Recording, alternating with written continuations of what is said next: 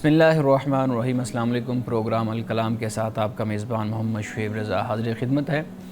नाज़रीन किराम, प्रोग्राम के पहले हिस्सा में हम कुरान करीम की कुछ आयात को समझने की कोशिश करते हैं और दूसरे हिस्सा में अपने आहद के नुमाइंदा सियासी, समाजी, मजहबी मौज़ूआत पे पैदा होने वाले सवालात के जवाबात एक नए नुक्ता नज़र से जानने की कोशिश करते हैं।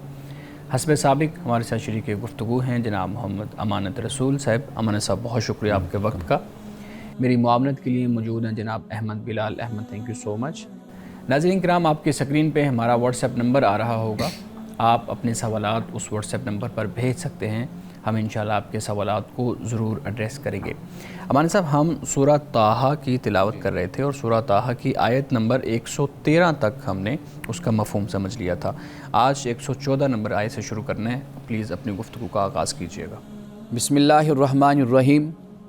नाज़रीन किराम, सबसे पहले आयत नंबर 114 की तिलावत और फिर उसका तर्जुमा, उसके बाद फिर उसकी तफसीर। फरमाया फ़तआलल्लाहुल मालिकुल हक़, बस बरतर है अल्लाह जो मालिकुल हक़ है, यानी बादशाह हकीकी है।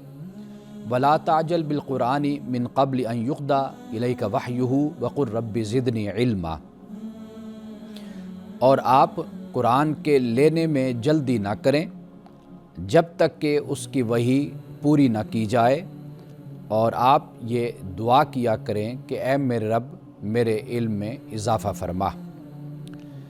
अब इस आयत के बारे में मैं ये अर्ज़ करता चलूँ कि सूरत मरियम में भी 2 आयतें ऐसी हैं कि जो इसी मज़मून से मुताल्लिक़ हैं। एक बार हम याद दहानी के लिए उन आयात को भी पढ़ लेते हैं ताकि बात मज़ीद वाज़ेह हो जाए।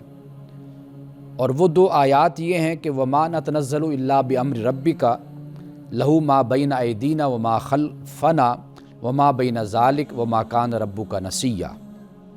इस आयत में हज़रत जिब्रील अलैहिस्सलाम के अल्फाज में, यानी अल्लाह सुब्हानहू व तआला के हुक्म से हज़रत जिब्रील रसूलुल्लाह की खिदमत में ये अर्ज़ करते हैं और ये कहते हैं कि हम नहीं उतरते मगर आपके रब के हुक्म से, हमारे आगे और पीछे और जो कुछ इसके दरमियान है सब उसी के इख्तियार में है, और आपका रब किसी चीज़ को भूलने वाला नहीं है।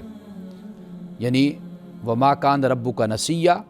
और फिर उसके बाद फरमाया रब्बुस समावाति वल अर्दि वमा बैनहुमा फ़अबुदहु वस्तबिर लिइबादतिही हल तालमु लहू समिया, कि सब कुछ उसी रब के इख्तियार में है। यानी आसमानों और ज़मीन का जो रब है कुल्ली तौर पर उसी का इख्तियार है, और जो कुछ इनके दरमियान है, आसमानों और ज़मीन के दरमियान है, सब का मालिक वही अल्लाह की ज़ात है। तो कहा कि आप ए नबी सल्लल्लाहु अलैहि वसल्लम उसी की बंदगी कीजिए और उसी की बंदगी पर जमे रहिए। क्या तुम उसकी किसी नज़ीर या हम सिफत को जानते हो? अब ये 2 आयात हैं कि हज़रत जिब्रील ये कहते हैं कि हम नाजिल होते हैं आपके रब के हुक्म से, और हम जो कुछ भी लाते हैं अल्लाह के हुक्म से आपके पास लाते हैं। यानी हमारा कोई इख्तियार नहीं है, आगे पीछे दाएं बाएं हर तरफ अगर कोई इख्तियार है तो वो सिर्फ़ और सिर्फ रब्बे ज़ुल जलाल का इख्तियार है। अब इन आयात का जो पस मंज़र हमें समझ आता है वो ये है कि रसूलुल्लाह सल्लल्लाहु अलैहि वसल्लम वही के इंतज़ार में रहते थे। ये आपका ज़ौक़ या आपका शौक़ ये आपको बेचैन किए रखता था कि अल्लाह सुब्हानहू व तआला की तरफ से कोई आयत उतरे, कोई हुक्म उतरे, कोई रहनुमाई की जाए। यानी मक्कतुल मुकर्रमा में या फिर मदीनतुल मुनव्वरा में जो लोग इस्लाम पर एतराज़ करने वाले थे, तमस्खर उड़ाने वाले थे और तज़हीक करने वाले थे, वो कोई ना कोई सवाल, कोई ना कोई मसला पेश कर दिया करते थे। अब रसूलुल्लाह सल्लल्लाहु अलैहि वसल्लम अल्लाह की वही का इंतज़ार करते थे और इसमें बेचैनी भी शामिल हो जाती थी। तो उस पर अल्लाह सुब्हानहू व तआला की तरफ से ये आयात नाजिल हुई। यानी सूरत मरियम में ये फरमाया कि यानी जिब्रील की ज़ुबान से कि आप रसूलुल्लाह सल्लल्लाहु अलैहि वसल्लम से आप ये कहिए कि भाई हम तो आपके रब के हुक्म से नाजिल होते हैं। اور یہاں پر ایک اور عقیدہ جو کفار و مشرکین کا تھا اس کا بھی بطلان کر دیا گیا، اور وہ یہ کہ فرشتے خدا کی بیٹیاں ہیں۔ جس طرح ہم نے پہاڑوں کے بارے میں پڑھا تھا کہ کفار پہاڑوں کے بارے میں بھی رسول اللہ صلی اللہ علیہ وسلم سے سوال کرتے تھے کہ قیامت جب آئے گی تو ان پہاڑوں کا کیا ہوگا، تو ان کو بتا دیا گیا کہ بھئی یہ پہاڑ ریزہ ریزہ ہو کر اڑ جائیں گے جیسے کپاس اڑ جاتی ہے، تو یہی حالت پہاڑوں کی ہوگی۔ اسی طرح فرشتوں کے بارے میں بھی ان کا خیال یہ تھا کہ یہ اللہ کی بیٹیاں ہیں، یعنی وہ یہ سمجھتے تھے، ان کا یہ عقیدہ تھا کہ یہ آگے بڑھ کر ہماری بخشش کا اور ہماری شفاعت کا ذریعہ بن جائیں گے، ہم جیسے بھی ہیں۔ لیکن اللہ پاک نے ان آیات میں اسی بات کو بیان کر دیا کہ بھئی ہم تو زمین پر اترتے ہیں آپ کے رب کے حکم سے، آگے اور پیچھے دائیں اور بائیں ہر طرف اگر کوئی حکم ہے تو وہ خدا کا حکم ہے، اور ساتھ تسلی اور تشفی کی بات بھی بیان کر دی کہ وما کان ربک نسیہ، کہ اے نبی صلی اللہ علیہ وسلم آپ وحی کے اترنے میں جو آپ انتظار کرتے ہیں اور اپنے ذوق اور شوق کا مظاہرہ کرتے ہیں، تو یہ بات یاد رکھیے کہ اگر وحی لیٹ بھی آتی ہے یا تاخیر ہو جاتی ہے تو ہرگز یہ نہ سمجھیے کہ رب نے آپ کو بھلا دیا، بلکہ اس کی حکمت کے تحت وحی اترتی ہے، حالات کے مطابق اور زمانے کے مطابق اور ضرورت کے مطابق۔ جب اللہ مناسب سمجھتا ہے تو اپنی وحی کو نازل کرتا ہے۔ اسی لیے آگے بھی اسی بات کو بیان کر دیا کہ بھئی آپ اے نبی صلی اللہ علیہ وسلم، پہلی ذمہ داری یہ ہے کہ آپ اللہ کی بندگی کیجیے، اور دوسری بات پھر ساتھ ہی بیان کر دی کہ اس ذمہ داری پر آپ جم بھی جائیے، اور ساتھ رسول اللہ صلی اللہ علیہ وسلم کے ذریعے سے کفار و مشرکین کو اس بات کا پیغام پہنچا دیا کہ حل تعلم لہ سمیہ، کہ اللہ سبحانہ و تعالیٰ کا کوئی ہم صفت، اللہ سبحانہ و تعالیٰ کے برابر یا اللہ کی کوئی نظیر، کوئی مثال کیا تم کوئی جانتے ہو اس بارے میں؟ اب یہ جو آیت 114 جس پہ ہم آج بات کر رہے ہیں سورۃ طٰہٰ کی، اس میں بھی اسی بات کو ہی بیان کیا گیا اور کہا گیا کہ پس برتر ہے اللہ اور وہی بادشاہ حقیقی ہے، آپ قرآن مجید کے لینے میں جلدی نہ کیجیے جب تک اس کی وحی پوری نہ کی جائے، اور ساتھ یہ بھی بتا دیا کہ اے نبی صلی اللہ علیہ وسلم آپ اللہ کی بارگاہ میں علم کی دعا کرتے رہیے، یعنی زیادہ سے زیادہ علم کی۔ اب اس علم سے مراد یہی کہ اللہ تعالیٰ سے یہ دعا کیجیے کہ جو وحی کا سلسلہ جس کے لیے آپ بے چین رہتے ہیں، مضطرب رہتے ہیں، وہ سلسلہ اللہ سبحانہ و تعالیٰ زیادہ سے زیادہ وہ علم آپ کو عطا فرماتا رہے۔ ناظرین کرام، ایک خاص بات یہاں پر جو میں بیان کرنا چاہتا ہوں اسی کے پس منظر میں، وہ یہ ہے کہ قرآن مجید نے سورۃ الکہف میں بھی، سورۃ الشعراء میں بھی اس بات کو بیان کیا ہے کہ اے نبی صلی اللہ علیہ وسلم، یہ لوگ کہ جن کے سامنے آپ قرآن پیش کرتے ہیں، اللہ کا دین، اللہ کا کلام اور کتاب کو پیش کرتے ہیں، یہ نہیں مانتے، تو آپ ان کے لیے بڑے فکر مند رہتے ہیں، پریشان رہتے ہیں کہ یہ اسلام قبول کر لیں، یہ جہنم سے بچ جائیں، جنت کے حقدار بن جائیں۔ آپ ان کے لیے بے چینی کا مظاہرہ کرتے ہیں، لیکن یہ قبول نہیں کرتے اسلام، جس کی وجہ سے آپ کی پریشانی میں اضافہ ہوتا چلا جاتا ہے۔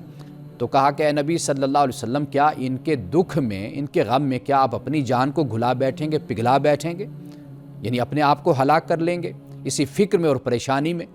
تو گویا کہ یہ بات سمجھ آتی ہے کہ نبی مکرم صلی اللہ علیہ وسلم اللہ کی وحی کا انتظار اس لیے آپ فرماتے تھے تاکہ اللہ کی طرف سے جلد حکم اترے، جلد سوال کا جواب دے دیا جائے، اور میں یہ سوال کا جواب ان کے سامنے رکھ دوں، حکم کو بیان کر دوں، تاکہ ان کا جو اعتراض ہے وہ ختم ہو، اور ممکن ہے کہ جب ان کا اعتراض اور سوال ختم ہوگا تو یہ دین کی طرف رغبت کا مظاہرہ کریں گے اور دین کی طرف لوٹیں گے۔ تو ناظرین کرام، یہاں پر اس بات کو بیان کرنے کے بعد پھر اس کے بعد دوبارہ پھر حضرت آدم کا جو واقعہ ہے اور تخلیق آدم ہے، اور جو جنت میں جانا اور پھر جنت سے زمین کی طرف آ جانا، زمین پہ آ جانا، اور پھر جو ابلیس کا کردار ہے وہ بھی اسی لیے بیان کیا گیا کہ حضرت آدم علیہ السلام نے جو بھول ہوئی آپ سے، جو خطا ہوئی، قرآن پاک نے نسیہ کا لفظ اس کے لیے استعمال کیا، تو یہ عجلت کی طرف اشارہ کرتا ہے، یہ جلد بازی کی طرف اشارہ کرتا ہے، جیسے قرآن وَكَانَ الْإِنسَانُ عَجُولًا کہتا ہے کہ انسان جلد باز ہے، اور انسان کو پیدا کیا گیا کہ یہ اس حال میں کہ یہ جلد باز ہے، عجلت کا مظاہرہ کرتا ہے۔ تو قرآن نے یہ بھی بیان کیا۔ تو لہٰذا رسول اللہ صلی اللہ علیہ وسلم پہ وحی کا جو معاملہ تھا اور آپ کی انتظار اور عجلت اور آپ کا شوق اور ذوق، یہ اس کے ساتھ پھر قصہ آدم کو بیان اس لیے کیا گیا تاکہ یہ بیان کیا جائے کہ حضرت آدم علیہ السلام کے ساتھ جو معاملہ ہوا وہاں پر بھی یہی صورت نظر آتی ہے کہ حضرت آدم نے جلدی اور عجلت کا مظاہرہ کیا، اور جس سے یہ آگے بات ہمیں قرآن پاک بتاتا ہے اور پھر اس حوالے سے ہماری رہنمائی بھی کرتا ہے۔ ناظرین کرام، یہاں وقت ہوا چاہتا ہے ایک بریک کا، ہمارے ساتھ رہیے گا۔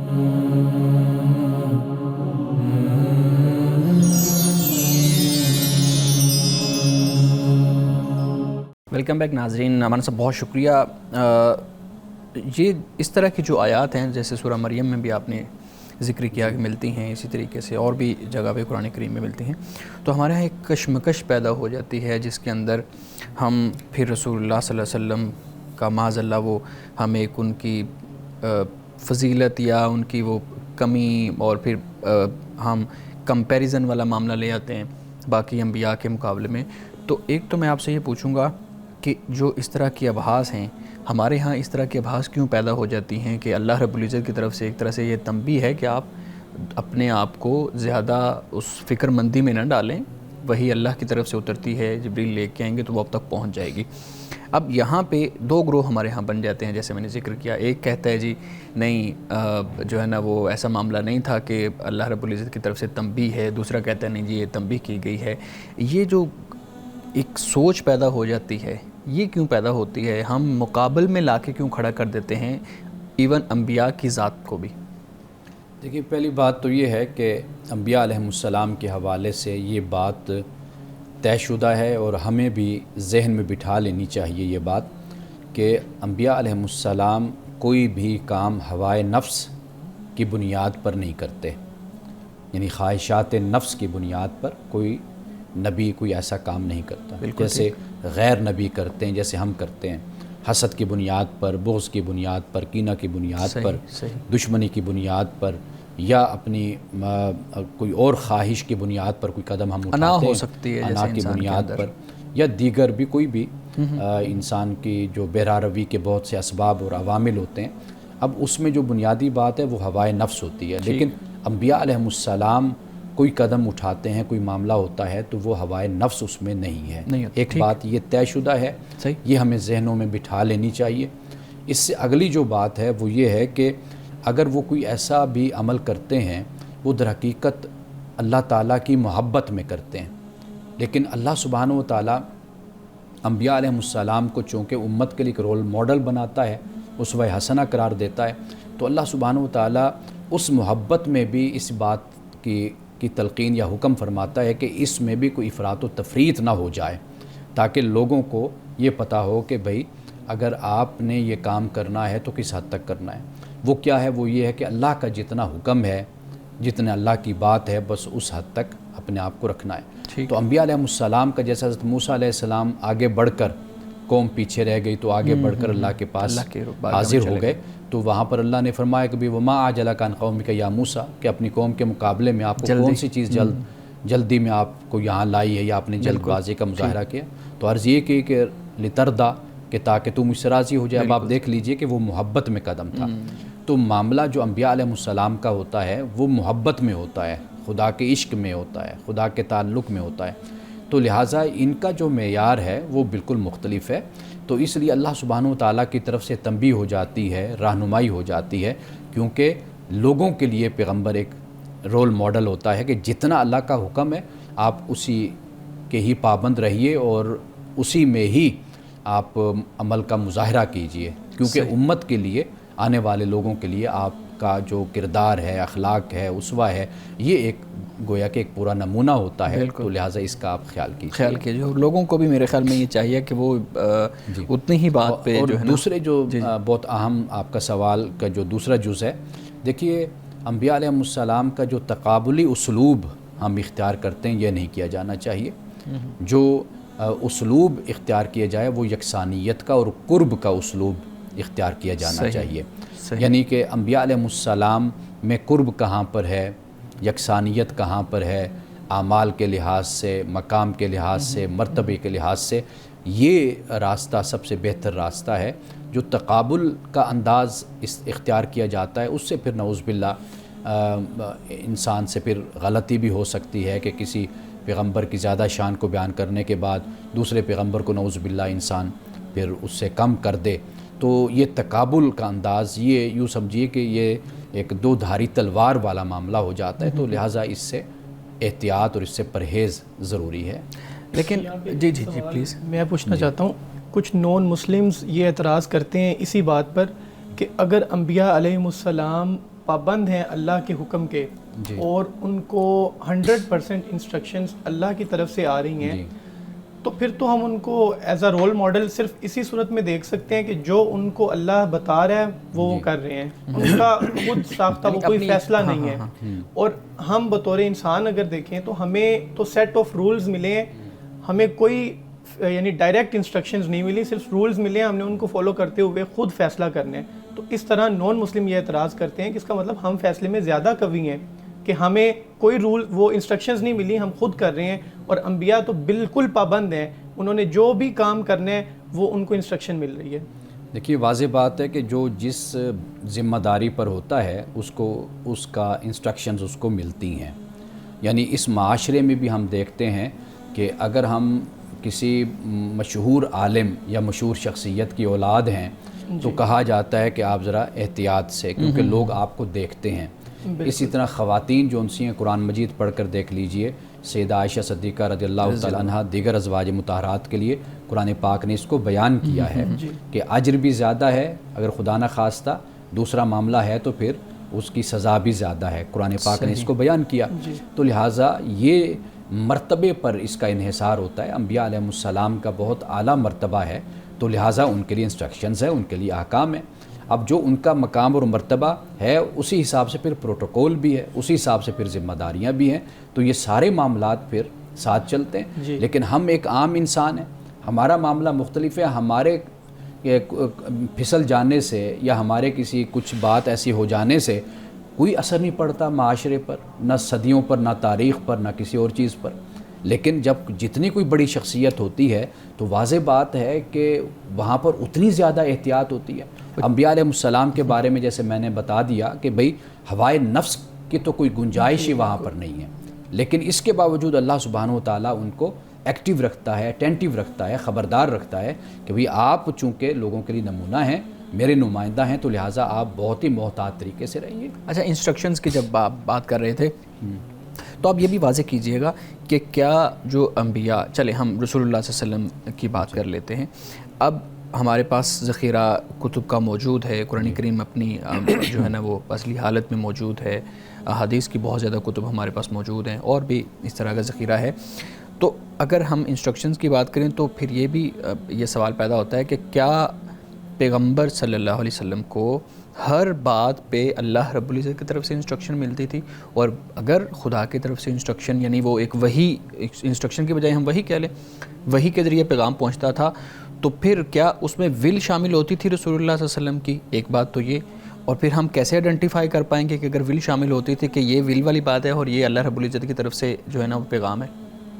دیکھیے اللہ سبحانہ و تعالیٰ کی طرف سے جو پیغمبر کا انتخاب ہوتا ہے اور ان کو چنا جاتا ہے، ایک ہے وحی اللہ کی طرف سے، ایک ہے ان کا ادراک ذاتی، یعنی پیغمبر صلی اللہ علیہ وسلم، انبیاء علیہ السلام کا ادراک ذاتی.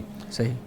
وہ جب پیغمبر بنتے ہیں تو اس کا مطلب یہ نہیں ہوتا کہ ان کی بشریت ختم ہو جاتی ہے، یہ نہیں ہوتا کہ ان کا ادراک ذاتی معطل ہو جاتا ہے، یعنی وہ اپنی ڈیسیژن میکنگ والی ان کے پاس ہوتا ہے، ذاتی ارادہ وہ نہیں معطل ہوتا. قرآن جب یہ کہتا ہے وَمَا يَنطِقُ عَنِ الْهَوَىٰ إِنْ هُوَ إِلَّا وَحْيٌ يُوحَىٰ، تو اس سے مراد یہ ہے کہ یہ جو وحی کی جاتی ہے نا، یہ اس معاملے میں پیغمبر من و عن جو وحی نازل کی جاتی ہے وہ لوگوں تک پیغمبر پہنچا دیتا ہے. ایک تو یہ بات ہے. دوسری بات یہ ہے کہ اللہ سبحانہ و تعالیٰ ان کا انتخاب اس لیے فرماتا ہے کہ وہ تزکیہ میں، تقویٰ میں، پرہیزگاری میں وہ بڑے اعلیٰ مقام پر ہوتے ہیں. صحیح. ایک تو یہ ہے کہ رب کی وحی خود نازل ہی ایسی شخصیت پر، ایسی ذات پر ہوتی ہے کہ جس کا انتخاب پہلے خاص ایک کرائٹیریا کے تحت کیا جاتا ہے. ایک بات. دوسری بات یہ کہ جیسے جیسے وہ وحی نازل ہوتی ہے رب سے تعلق بنتا چلا جاتا ہے، پاکیزگی اور طہارت اور تزکیہ کا مقام بڑھتا اور جاتا ہے، بلند، اور خدا کے قرب کا مقام اور بلند ہوتا چلا جاتا ہے۔ آپ دیکھیے کہ جو لوگ اچھی صحبتوں میں، اچھی مجلسوں میں رہتے ہیں وہ غیر نبی ہیں نا، اچھی صحبت اور مجلس میں رہنے والے، آپ دیکھ لیجئے کہ ان سے بھی غلطیاں، گناہ کم ہوتے چلے جاتے ہیں۔ ایسے ہی ہے، یعنی کہ ایک عام شخص ہے کہ جو خدا نہ خواستہ وہ زنا میں لگا ہوا ہے، شراب میں لگا ہوا ہے، نافرمانی میں، بے نمازی ہے، لیکن ہم نے ایسے لوگ دیکھیں کہ جو اچھے لوگوں کی صحبت اللہ میں کے بیٹھنے دوست والے جن کو کہتے ہیں، علماء ہیں، فقہاء ہیں، محدثین ہیں، مفسرین، آپ ان کی زندگیوں کو پڑھ کر دیکھیے، وہ کوئی پیغمبر تو نہیں تھے نا، غیر نبی تھے، لیکن انہوں نے علم کے ساتھ اپنے آپ کو اچھی صحبت کے ذریعے سے ایک مقام تک اپنے آپ کو انہوں نے لائے، وہ ایک صاف ستھری زندگی انہوں نے گزاری، غیر نبی تھے۔ تو نبی کا مقام اور مرتبہ تو پھر بہت بلند ہو جاتا ہے کہ جسے خدا کا کلام ملتا ہے، جس پر فرشتہ نازل ہوتا ہے، جبریل آتے ہیں، وہ ایک دوسری دنیا کے ساتھ ان کا ایک تعلق، ایک رابطہ ہوتا ہے، تو واضح بات ہے کہ انسان ہونے کے ناطے بھی، بشر ہونے کے ناطے بھی ان کا درجہ انسانوں سے بہت بلند ہے۔ ایک غیر نبی بھی اپنا تزکیہ کر لے تو وہ بھی گناہوں سے بچتا ہے، اپنے آپ کو بچاتا ہے ایک عام آدمی کے حساب سے، تو پیغمبر کا مقام تو پھر کہیں زیادہ بلند ہو جاتا ہے۔ وہ میں ایک جملہ ہمیشہ بولا کرتا ہوں کہ وقت، مقام اور انسان ایک جیسے نہیں ہوتے، وقت بھی مختلف ہوتے ہیں، مقام بھی، جگہیں بھی مختلف ہوتی ہیں، اور انسان بھی مختلف ہوتے ہیں۔ بہت خوبصورت۔ ناظرین کرام، یہاں وقت ہوا چاہتا ہے ایک بریک کا، ہمارے ساتھ رہیے گا۔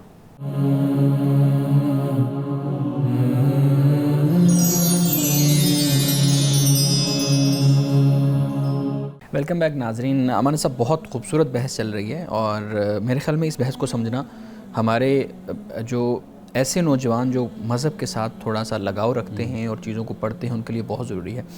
میں دوبارہ سے کچھ ایک حصہ سوال کا آپ کے سامنے رکھتا ہوں، یہ کیسے ممکن ہوگا کہ ہم یہ جان سکیں کہ یہ والی جو چیز ہے پیغمبر صلی اللہ علیہ وسلم کی طرف سے یا کسی پیغمبر کی طرف سے بتائی گئی، یہ وحی ہے، اور یہ جو ہے نا وہ ان کا ادراک ذاتی ہے۔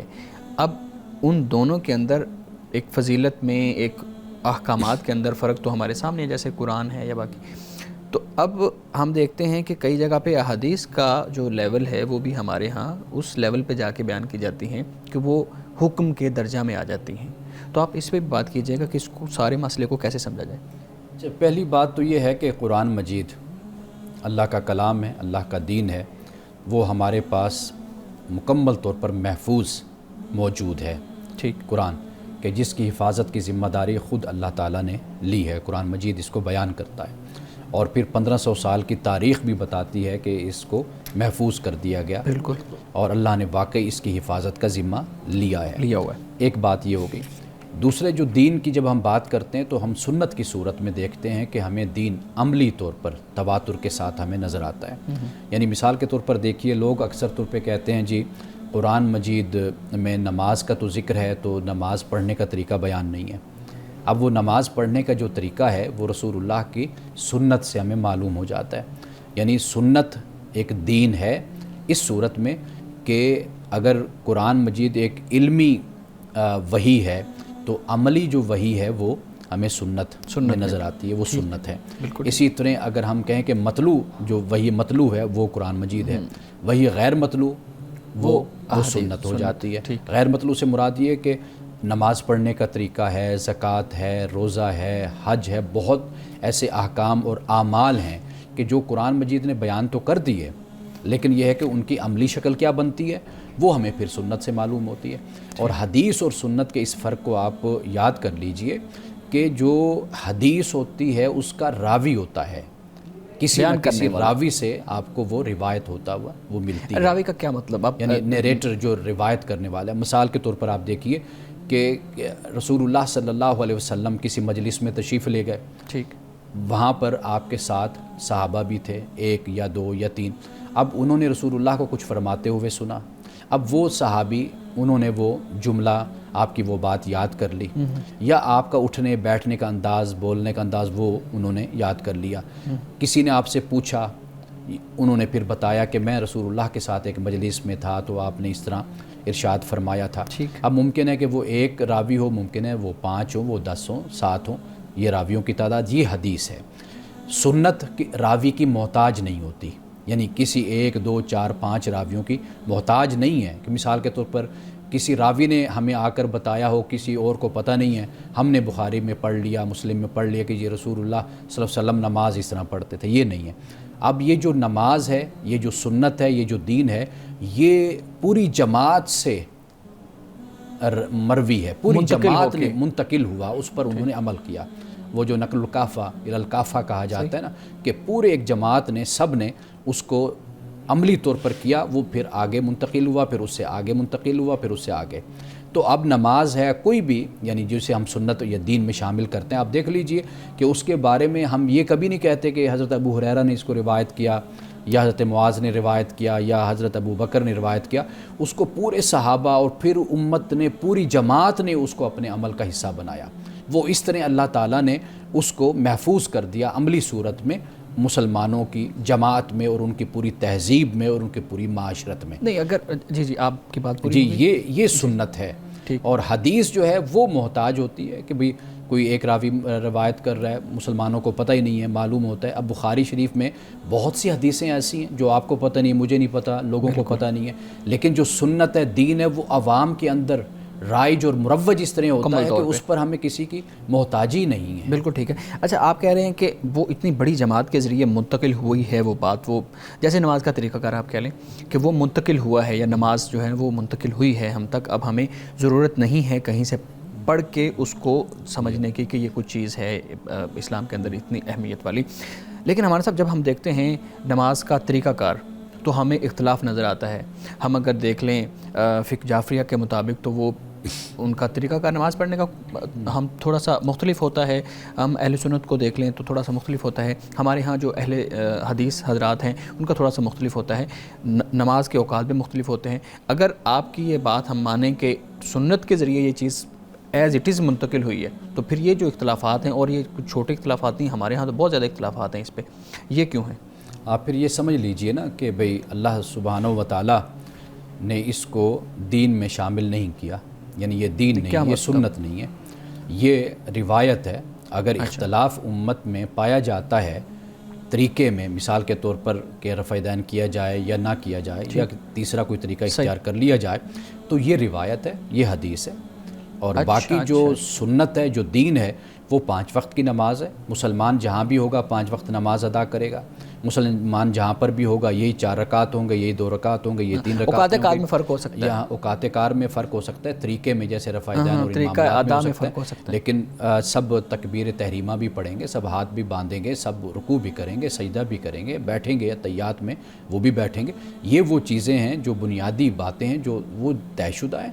باقی یہ جو معاملات ہیں، یہ اگر روایت ہو رہی ہے، چند لوگ اس کو کر رہے ہیں اور ایک اس پر قائل ہے، کوئی دوسری بات پر قائل ہے، تو آپ سمجھ لیجئے کہ یہ حدیث ہے، یہ سنت نہیں ہے کہ جو رسول اللہ صلی اللہ علیہ وسلم نے صحابہ اور صحابہ سے آگے جو منتقل ہوتے ہوئے ہم تک پہنچے۔ جی بالکل ٹھیک۔ جی پیدا ہوتا ہے نا کہ اگر یہ یعنی سنت نہیں ہے، حدیث میں شامل ہوتا ہے، تو یہ منتقل تو ایک جماعت سے دوسری جماعت کی طرف ہوئی ہے نا۔ اب انہوں نے دیکھا تو ہے پڑھتے ہوئے، ادا فرماتے ہوئے تو دیکھا ہے، اس کے بعد ہی اگلی جماعت میں منتقل ہوئی، پھر انہوں نے دیکھا اور آگے منتقل ہوئی، تو طریقہ بھی ایز اٹ از ہونا چاہیے تھا نا۔ اختلاف پیدا ہو گیا اور اختلاف کو آپ نے حدیث کہہ دیا ہے اور سنت صرف اور صرف 5 وقت کو کہہ دیا ہے، تو یہ عجیب نہیں ہے اس طرح سے کہ یعنی وہ سمجھ میں نہیں آنے والی بات ہے کہ منتقل ہوا تو پورا منتقل ہونا چاہیے تھا۔ طریقہ میں کیسے فرق آ گیا؟ یہ دیکھیے نا کہ ہاتھ کا اٹھانا رفع دین یا عدم رفع دین، اس کو کسی نے فرض قرار دیا ہے؟ نہیں، بالکل فرض قرار۔ آپ رفع دین کر لیں، آپ رفع دین نہ کر لیں، زیادہ سے زیادہ اختلاف اولا اور افضل کا اختلاف ہے نا، اولا اور غیر اولا کا۔ ایک فقی اگر اس کو کہتا ہے کہ یہ بہترین طریقہ یہی ہے ان کے نزدیک، جو ان کے پاس دلائل ہیں اس کی روشنی میں، دوسرا فقی کہتا ہے کہ میرے نزدیک یہ دلائل میرے پاس ہیں، میں سمجھتا ہوں کہ یہ طریقہ زیادہ اولا اور افضل ہے۔ کسی نے کبھی نہیں یہ کہا کہ بھی اگر آپ رفع دین کر رہے ہیں تو آپ کی نماز نہیں ہوتی، یا کوئی یہ کہے جی رفع دین فلاں نہیں کر رہا تو اس کی نماز نہیں ہوتی، تو اس پر تو کسی کا کوئی فتویٰ نہیں ہے۔ تو لہٰذا یہ فروعی مسائل ہوتے ہیں کہ جن میں پھر راویوں میں بھی اختلاف ہو جاتا ہے، پھر روایت میں بھی اختلاف ہو جاتا ہے۔ جو سنت اور دین ہے اس پر تو امت متفق ہے۔ ناظرین کرام، یہاں وقت ہوا چاہتا ہے ایک بریک کا، ہمارے ساتھ رہیے گا۔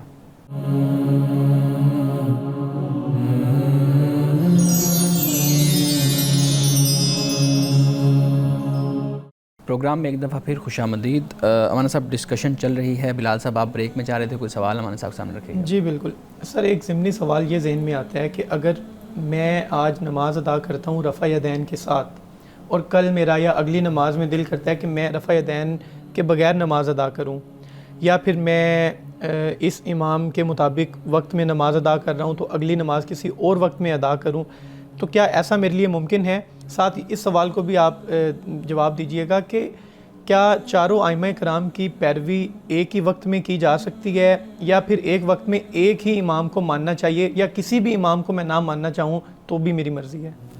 دیکھیے, ہم صرف اور صرف پیروی کرتے ہیں, اتباع اور اطاعت کرتے ہیں رسول اللہ صلی اللہ علیہ وسلم کی. اللہ پاک نے جو دین ہمیں دیا وہ قرآن ہے اور رسول اللہ صلی اللہ علیہ وسلم کی سنت ہے, جس پر ہم پہلے بات کر چکے. یہ دین ہے, ہم ان کے پابند ہیں, اور اللہ کی بارگاہ میں ہم سے اسی کے بارے میں ہی سوال کیا جائے گا, پوچھا جائے گا. ہاں, اب اس کے بعد جو معاملہ آتا ہے وہ یہ ہے کہ آپ جو عمل کر رہے ہیں وہ سوال آپ کی عقل کا ہونا ہے.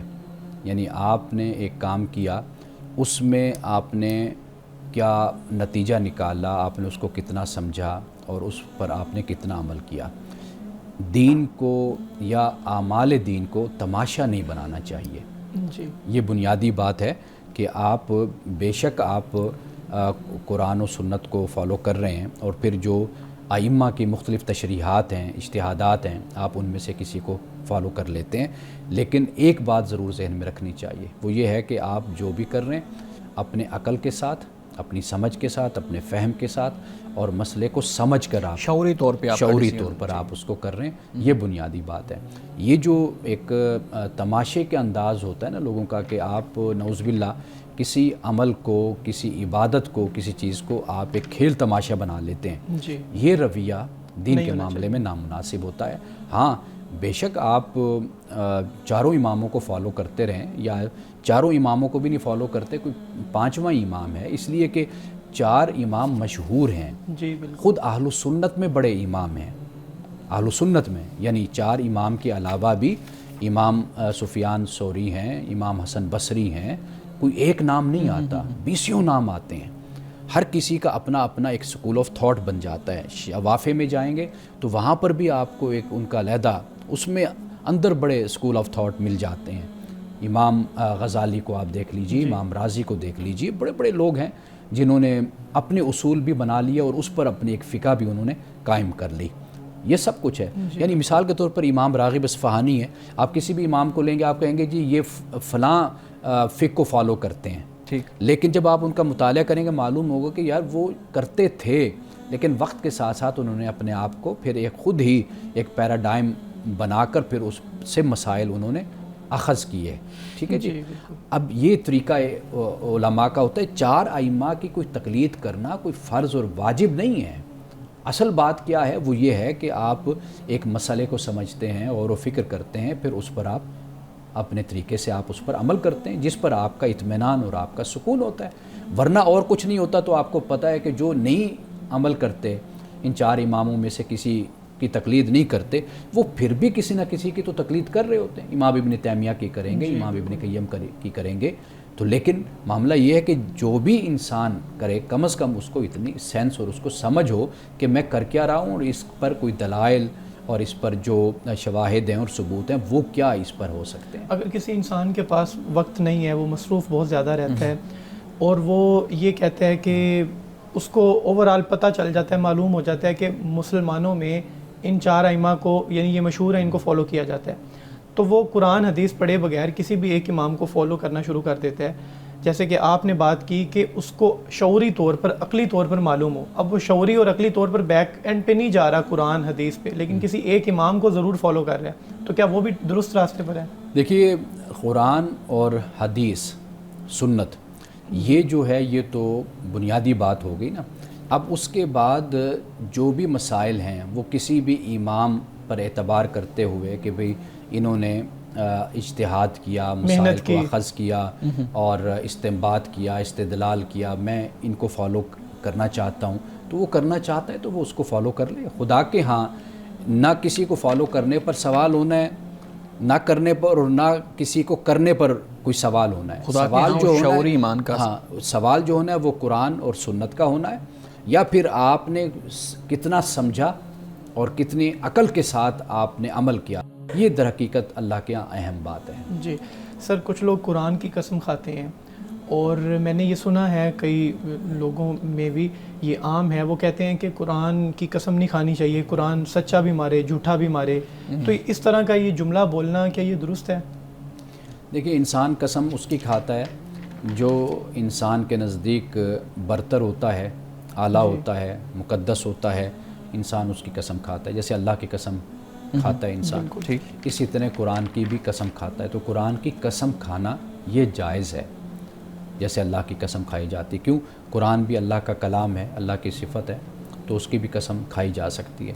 لیکن یہ جو ہمارے معاشرے میں جملے مشہور ہو جاتے ہیں، یہ در حقیقت اس لیے مشہور ہوتے ہیں کہ لوگ اکثر طور پر جھوٹی قسمیں کھاتے ہیں. یعنی خام خواہ قرآن مجید کو بیچ میں لے آئیں گے، قرآن کی بات کریں گے، اور چھوٹی چھوٹی باتوں پر جو ہے وہ اللہ کو اور قرآن کو گواہ بنانا شروع کر دیں گے اور اس طرح قسمیں کھائیں گے. تو یہ جو عمل ہے یہ ناپسندیدہ ہے، پسند نہیں کیا گیا. تو لہٰذا اس پر پھر اس طرح کے جملے ڈرانے کے لیے بنا لیے جاتے ہیں. تو لوگوں کی باتوں کو جو ہے وہ ہمارے لیے وہ نہیں اہم. ہمارے لیے اہم یہ ہے کہ اللہ کا دین کیا کہتا ہے.